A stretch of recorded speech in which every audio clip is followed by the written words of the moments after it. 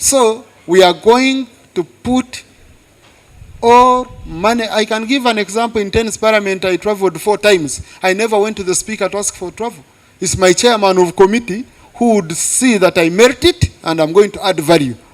And then he would put me on a list. So as presiding officers, we shall be clearing lists submitted by chairpersons, not by you who are good at lobbying. And reminding us how I fought for you, Tayewa, to go into this post. Now you have forgotten me. I never got any trip from you. If you come and you say you didn't travel, I will say go and ask your chairman. And then we shall require the chairpersons to declare those badges fully to the members. Because we also don't want a chairperson to travel 5 times. I know a chairperson who used all money for the committee for travel himself. And he lost an election. I know him. Members came and talked. So the clerks will be guided. Once we get this man and we put it in committees, okay? We put it in committees. They should draw a schedule. Where do you want to go? What activities are you going to do? And are you attending? You don't even attend a committee and you want to be the first one on the list of travel. You've never signed the committee report, but you want to be on a plane every day. I think that impunity has to stop. Yeah? I think it has to stop. It has to stop. Even if I serve one more Sanja and I go, but I do believe we must go back to the basics on that issue. We are going to, like my senior already said, we are going to realign the budget. We get most of the funds, we put it to the service of members through their committees. So that you are felt in the... I remember when a committee, for example, visits your constituency, it gives you huge mileage. Your people say, even you brought colleagues here, and you address very critical issues. So we are going to be looking at that. And then, and you will bear with us, because we've talked about it, that there will be no single travel, there will be no issuing of a ticket to you if your per diem is not available and you get it in advance. Because I've come to understand some of you, there is an Indian down there, he's the one who gives you money for per diem, for accommodation and all that when you travel. We issue you a ticket, we don't give you per diem. That has to stop. If money is not in the budget, if it's not yet released, then no travel. You wait. Is the world going to end? Because what does it help for us to say travel? And then by the time you pay per diem, the interest of a Muindi has already consumed it. Oh, you got to sleep in a hotel of $20 because you're broke. So all those, we are going to ensure that we streamline. And maybe this most important issue, and I want to be honest on this, and I request you, honorable colleagues, don't look at a speaker as a moving ATM.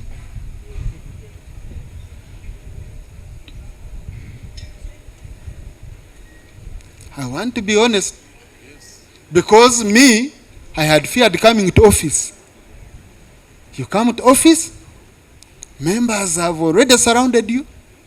If I don't have 10 million, 20 million, I don't enter office. I hide from you. Each one of us will receive salary. Okay? I think let us really not behave as if others... No, let us all share our poverty, money together, cover together. But that business, that's what has caused us problem, because you put us on too much pressure. I saw some of you have been talking, Tayewa is mean, Tayewa is mean. Mean when I've been giving 10 million on your functions. I give 10 million and someone is portrayed as mean. Hey, where will I get that money? Won't I be forced to divert your money and I give it to you by other means?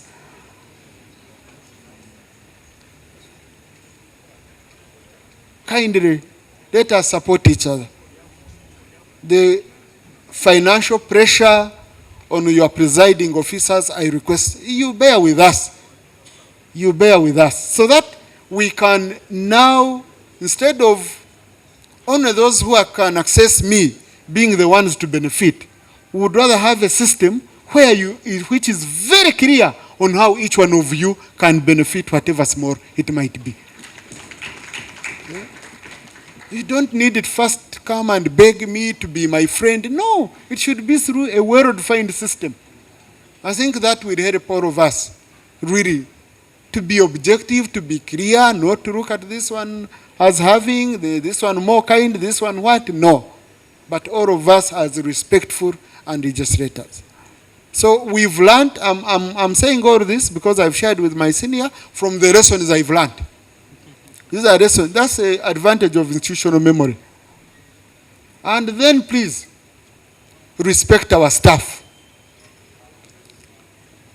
We have situations where members of parliament travel and they say, staff, book for us a car, transport.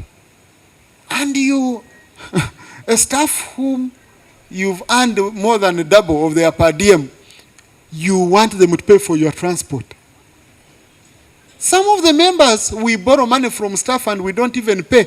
And they get scared and sometimes they come to us. They say, but I borrowed my 5 million. What do I do? When I talk, he looks at me. So I hope that one will change. Finally, we are going to give you, but crack, I would propose this one also changes. Many of us have eaten ourselves into sickness.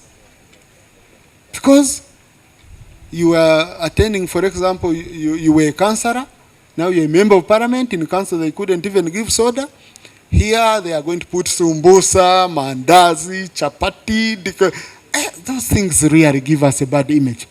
Because those pictures are captured before people who have no something to eat. I go to other parliaments, they only give water. We are in a committee, you have sumbusa, chapati, muogo. You're about to add marakwanga. In a committee. And yet we have a canteen.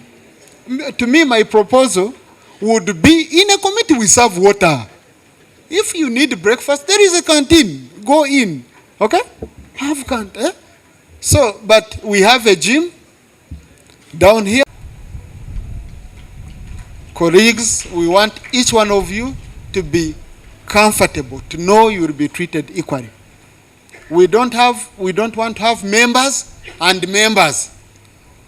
No. Like my principle which I use, I cannot allow you to talk 3 times before another member has spoken. You know, some of the people come and say, hey, when I started that thing, people could say, but I'm a senior here. I said, no. You might find, by the way, the one you're calling a junior found it much easier to come to this house than you.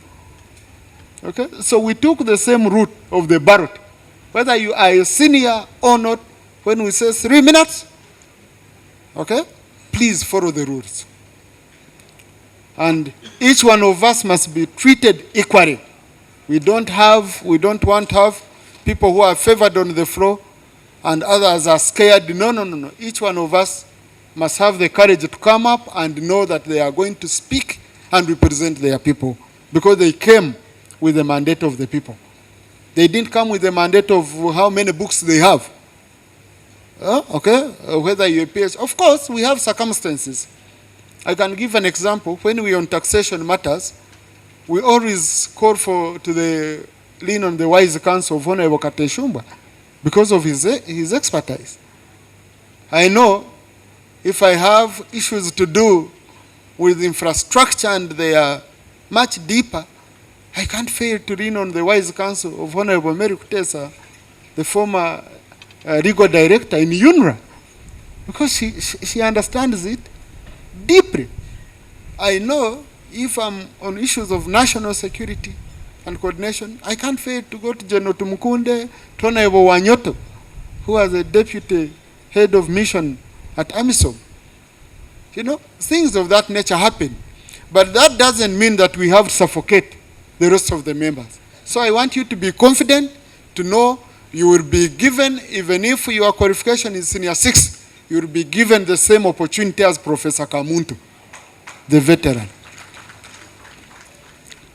So we want to support you, and our door remains open for consultation, engagement, and support as we work together towards a responsive, independent, and people-centered parliament. I know most of the experience I had 5 years, for 5 years. Colleagues, don't fear to come and share your critical issues. We have gone to the extent of solving marriage-related issues. We had here situations where a husband turned themselves into a driver, himself into a driver of the wife.